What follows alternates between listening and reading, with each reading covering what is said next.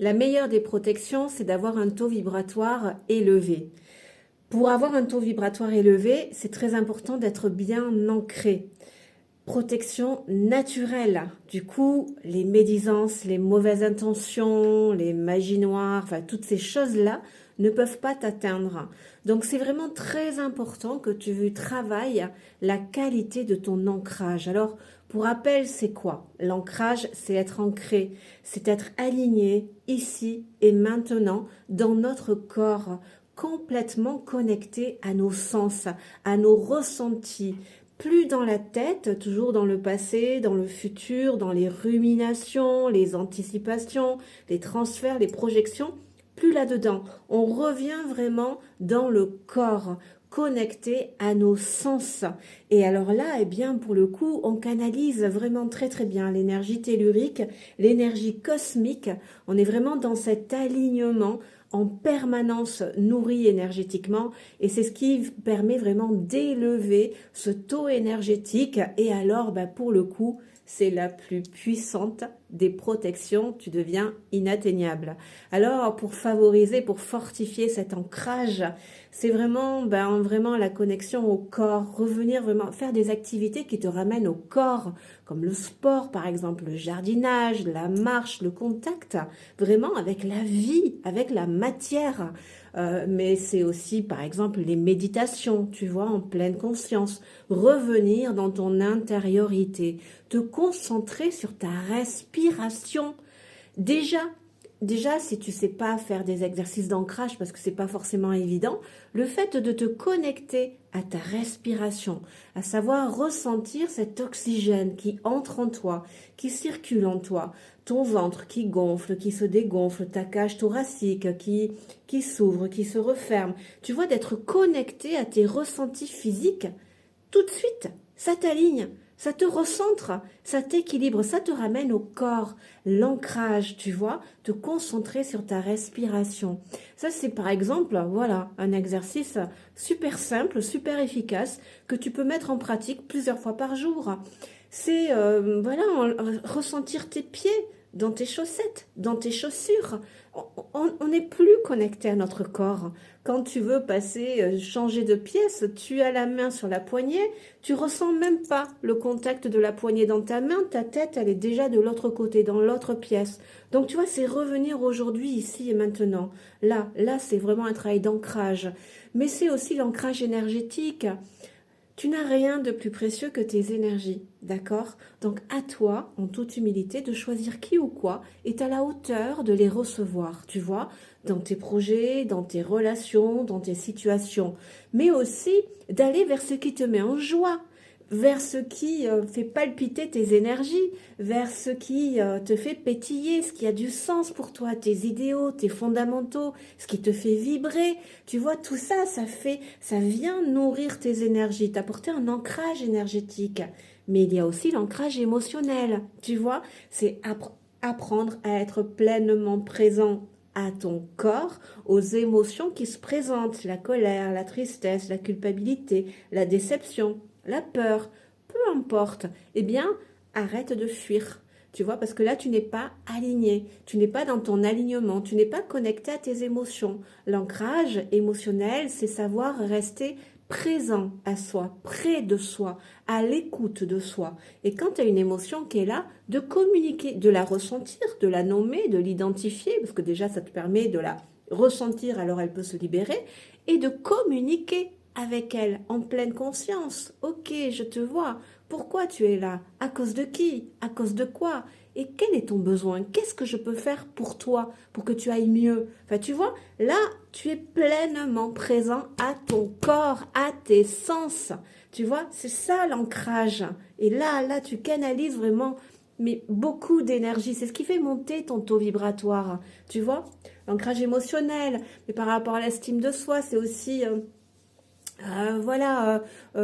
faire en sorte de te plaire à toi-même, tu vois, de faire attention à la manière dont tu t'habilles, à choisir des choses que tu aimes, à te sentir beau ou belle, jolie, jolie. Enfin, tu vois, c'est vraiment faire attention à ce que tu manges aussi, tu vois, c'est d'être aligné vraiment. C'est l'ancrage mental aussi de l'esprit, tes projets.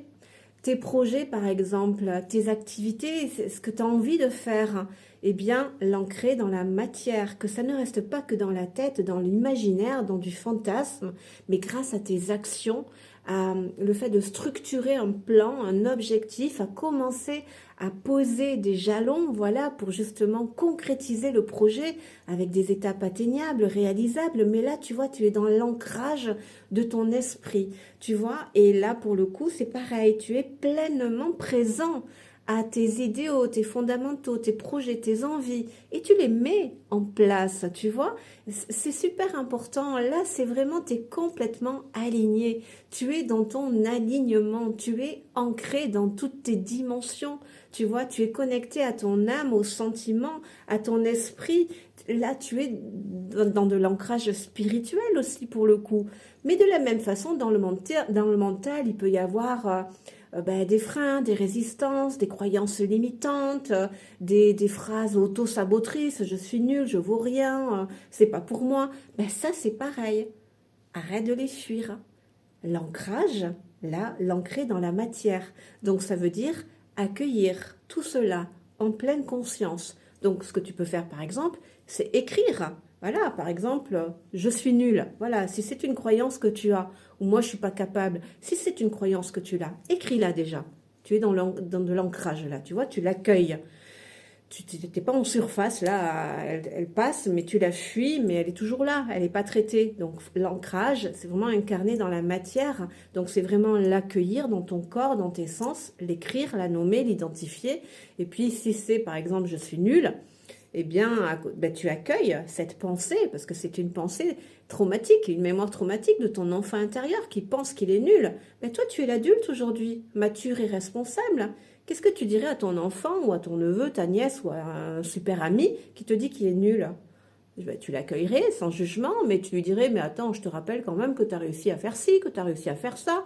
Là, tu as eu quand même des réussites, enfin, tu vois, tu ramènes, tu essayes d'équilibrer vraiment, tu ramènes cette mémoire traumatique liée à du passé, tu la ramènes aux faits concrets aujourd'hui, ici et maintenant, tu vois, en lui rappelant quand même ce que tu as réussi de faire, ce dont tu es fier, tu vois, tes valeurs, tes réussites, les actions que tu as pu poser, tu vois. Enfin, c'est pareil, ces phrases auto-sabotrices, ce sont des mémoires traumatiques de ton enfant intérieur.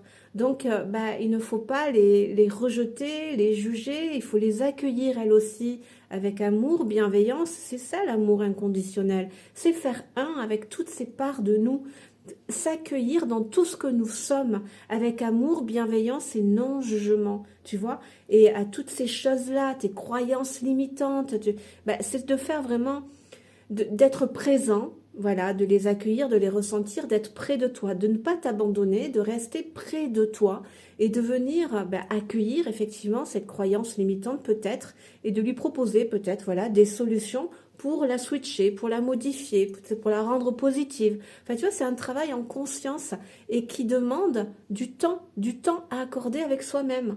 Mais nous, voilà, avec nos blessures, avec nos chocs, nos traumas, nos situations de vie, on est tout le temps en train de se fuir. Donc, on n'est pas ancré, on est plein de brèches, on est plein de failles.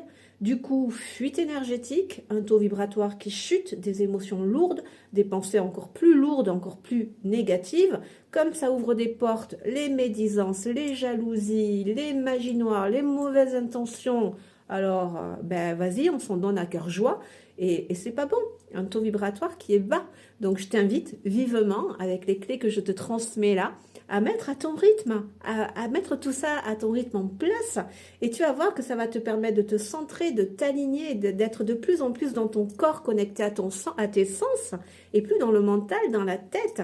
Et parce que tu seras dans cet alignement, c'est là où tu vas canaliser l'énergie tellurique, l'énergie cosmique. Donc tu es en permanence branché à canaliser les énergies, tu vois. Et c'est ce qui te permet, c'est ce qui t'assure vraiment d'avoir un taux vibratoire élevé, et il n'y a pas de plus grande protection que celle-là. Allez, bien à toi.